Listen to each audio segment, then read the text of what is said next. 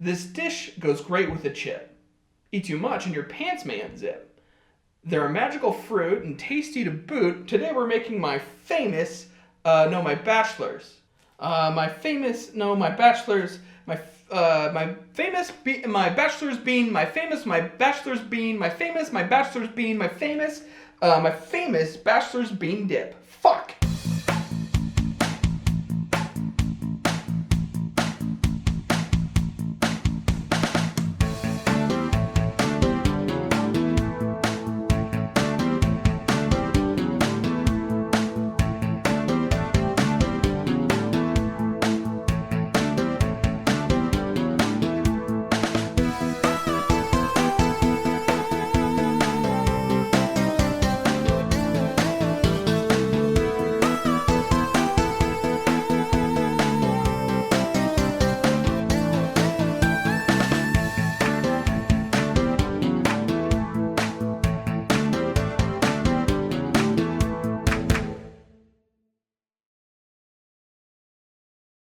Hey, it's Heath the Horse Bunne, and I think we know what time it is. It's Super Bowl time. Time for good eats and tossing back my Go Ultras and famous foods and our famous dips.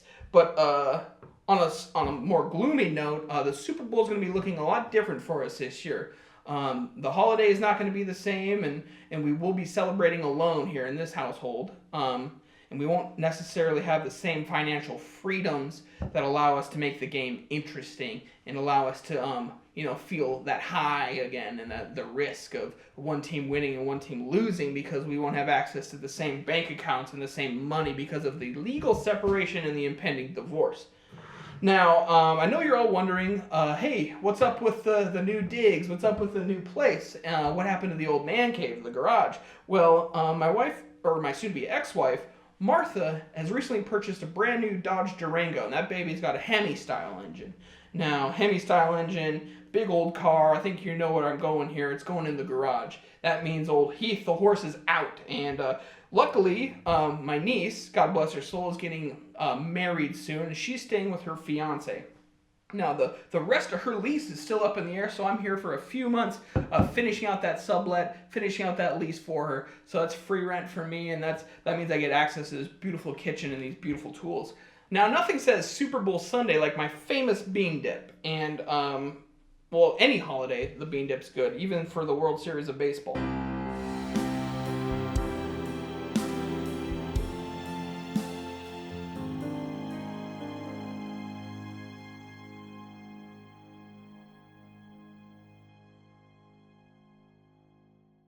A good bachelor's bean dip is really all about the bean. We're using a refried bean. Refried beans, just kind of restaurant jargon. It's been fried twice. They fry it once and then they refry it again. It's very delicious. Honestly, you could eat them out of the can like this. I wouldn't do anything to them. You could plop that down on a plate, and anyone with you will like that. That's impossible to dislike. It's a delicious, homey, comforting flavor. But what I like to do is I elevate things. I'm a chef. So when I think, oh, refried beans, what should I do with that? Oh yeah, fry them again. Thrice fried. So what I do is I put them back in the pan and I fry them for a third time. And that's where you get the real depth of flavor. That's how I make my special bean dip. Now let's get to it. Okay, after you open your can of beans, you're going to want to empty them into the pot. Now this may take a few minutes.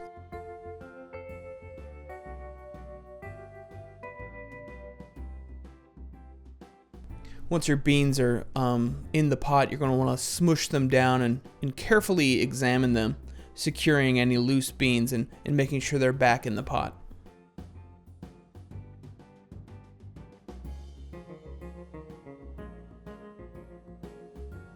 Rifling through your beans is a great way to look for foreign objects and also aerate your beans, introducing bacteria into your beans, which is what makes blue cheese and other rich foods taste good. Alright, now you're going to want to give that a shake. Shake it as hard as you can.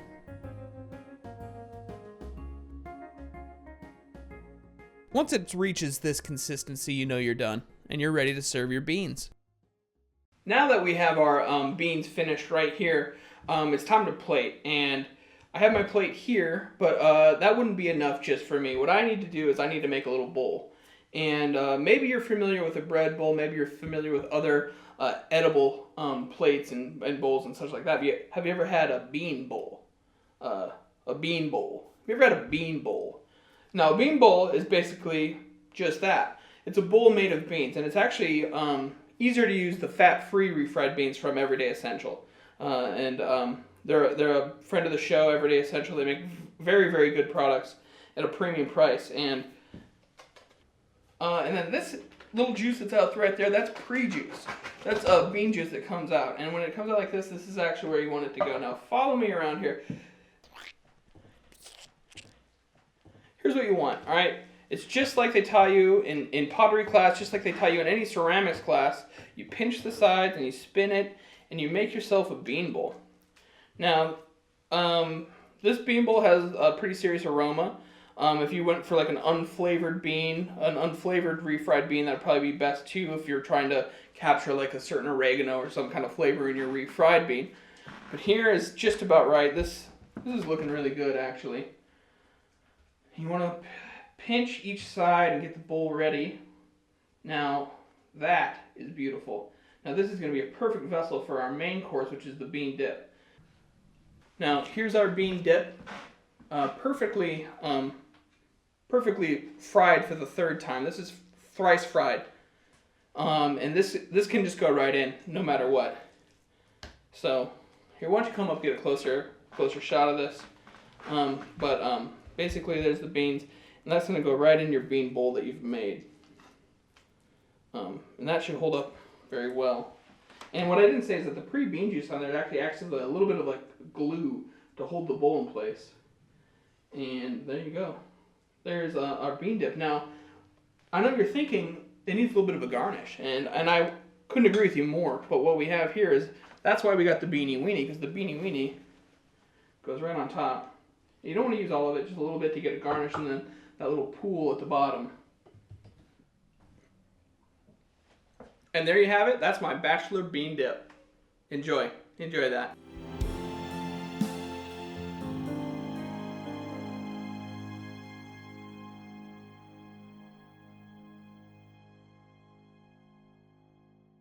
Welcome back.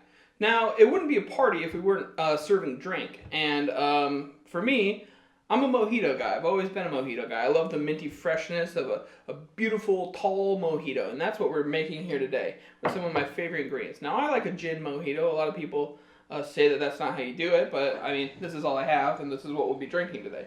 So, basically, you want to start off with a little bit of gin. Just right in there like that. And then, to give it, because you need a little bit of sweetness to round everything out. You need a little bit of some sourness too. I'm using blue Gatorade, and that's blue flavor. All right. Now that you filled it up this much with gin, just go to the top with blue. All right. And now I know what you're thinking, Louis. You said mojito. Where's the mint? That's why we got these Camel Crushes. All right. So these are Camel Crushes.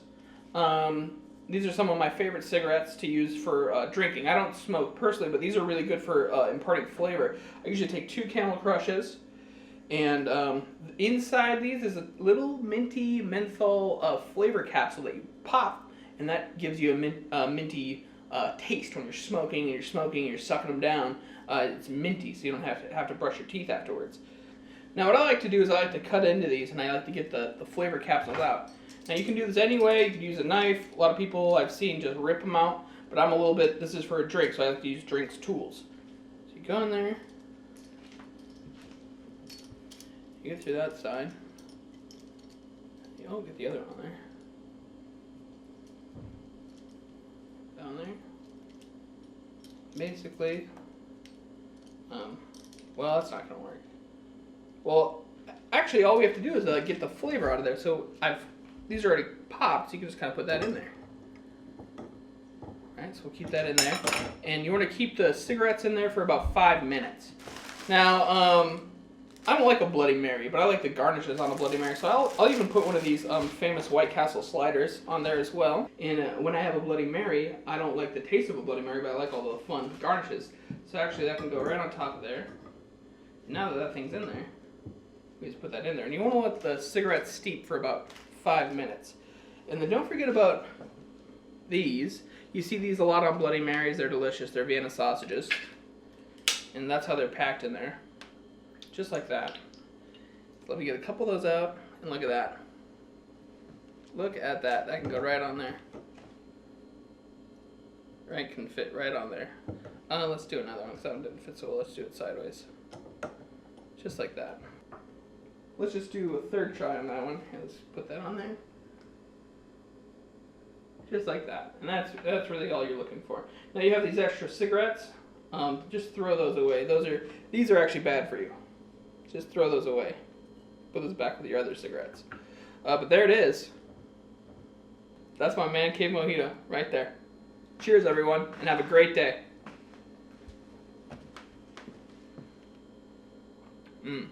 That's really good. I just don't know how many more of these I can do. These episodes. It's just like I'm making up this food on the fly. It's not good. It was cool and creative, but okay, it's pretty good. Only 1/3 of the beans were heated.